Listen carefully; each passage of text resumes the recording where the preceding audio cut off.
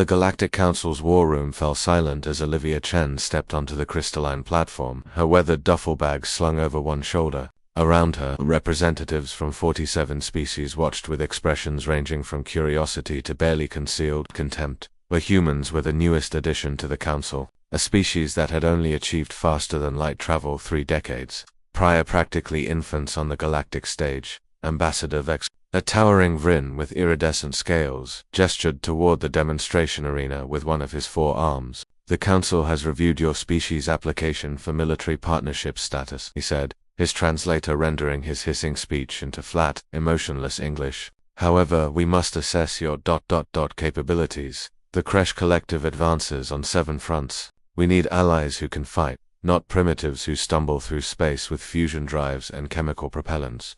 Olivia smiled politely. Though Oliver standing among the human delegation in the observation, Galari could see the dangerous glint in her sister's eyes. He'd seen that look before, usually right before someone deeply regretted underestimating her. "Of course," Ambassador Olivia replied. "I'd be happy to demonstrate human weapons technology."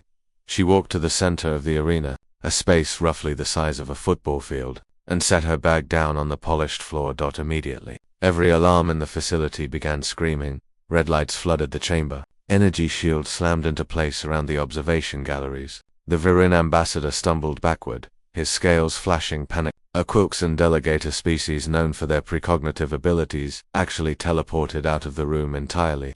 Planetary class weapon detected. The station's AI thundered in every known language simultaneously. Antimatter signature confirmed. Yield estimated at 4.7 teratons. Evacuate immediately. This is not a drill. Chaos erupted. Delegates scrambled for exit. Guards materialized with weapons drawn, though they kept a respectful and terrified distance.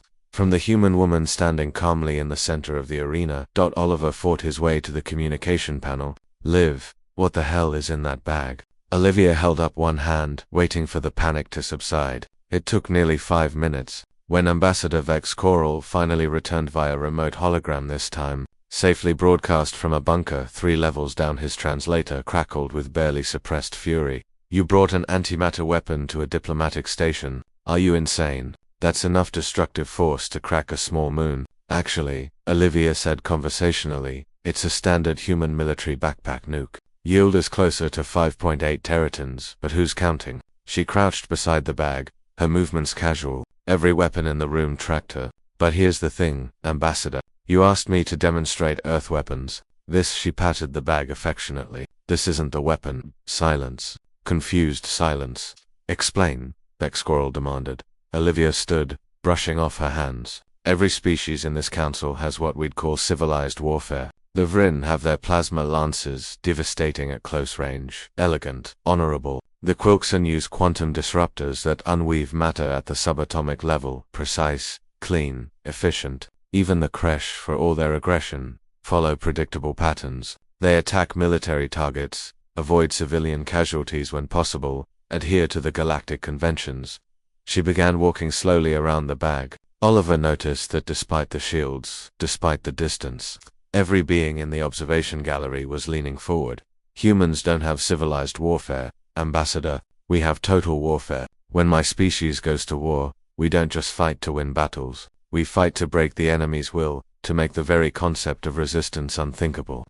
On the main display, tactical data began scrolling information Oliver recognized from classified military archives. How was she accessing that? "This device," Olivia continued, "represents something you need to understand about humanity. It's small enough for one person to carry. It doesn't require a starship, a firebase, or even a vehicle. One human soldier can walk into any city in the galaxy and delete it from existence. But that's still not the weapon." "Then what?" Vex Coral began. "The weapon," Olivia interrupted, her voice sharp enough to cut, "is that we built thousands of these things. We built them 700 years ago, during our first nuclear age. We built enough to sterilize our own planet 50 times over, and we pointed them at ourselves, at our own cities, our own children." The chamber had gone deathly quiet. "We called it mutually assured destruction, and we lived under that shadow for nearly a century. Every human alive knew that at any moment someone might push a button and end our entire species. And we didn't just survive it, we evolved because of it. We learned to negotiate with guns to our heads. We learned to cooperate when extinction was one mistake away. We learned to make the hardest choices because the alternative was oblivion. She turned to face the observation gallery directly. The Crash Collective thinks they're winning because they're willing to die for their cause. That's admirable. But humans, we spent centuries proving we're willing to take the entire universe with us if pushed far enough. That's not courage, Ambassador. That's the kind of evolutionary damage that comes from staring into the abyss and deciding to punch it in the face. Oliver watched the reactions rippling through the gallery: horror, disgust, but also, and this was crucial, adorning respect, or perhaps fear. With the galactic community, the two were often indistinguishable. So when you ask me to demonstrate human weapons, Olivia said, reaching down to zip up her bag, understand that you're not asking about the tools, you're asking about the species crazy enough to invent them. You're asking about a people who looked at the stars and saw not mystery or beauty, but resources to claim, who looked at the impossible distance between stars and said, hold my beer, who responded to the discovery of hostile alien life not with fear, but with the immediate question, how do we kill it? She picked up her bag, the movement causing another ripple of alarm through the station's sensors. The Kresh are advancing on 7 fronts because they're aggressive and organized. They're winning because they're willing to die with honor. But if you want them stopped, if you want them to wake up one morning, look at the tactical situation, and decide that surrender is preferable to continuing the fight, then you don't need civilized warriors. Ambassador, Livia smiled, and it was the most terrifying expression Oliver had ever seen on his sister's face. You need humans. Because we won't just beat the Kresh, we'll make them afraid. We'll make them understand, bone deep, that every battle they win brings them one step closer to a reckoning they can't survive. We'll make the cost of fighting us so catastrophically high that peace becomes their only rational choice. She turned toward the exit, then paused. Oh, an ambassador. The antimatter device in my bag, it's deactivated, has been the whole time. I just wanted to see how you'd react. The hologram of Vexcarol flickered. That was a bluff. No, Olivia said quietly. The bluff would have been if I couldn't actually detonate it. I just chose not to. That's the other thing about humans, Ambassador. We're very good at restraint right up until we're not. She left the arena. The sirens finally stopped. In the observation gallery, Oliver let out a breath he hadn't realized he'd been holding. Around him, delegates were already accessing their communication devices, undoubtedly reporting back to their homeworlds. The conversation would change now. Humanity wouldn't be the junior partners anymore, the primitive species to be tolerated and dismissed. They'd be the species. Everyone was suddenly very interested in keeping happy.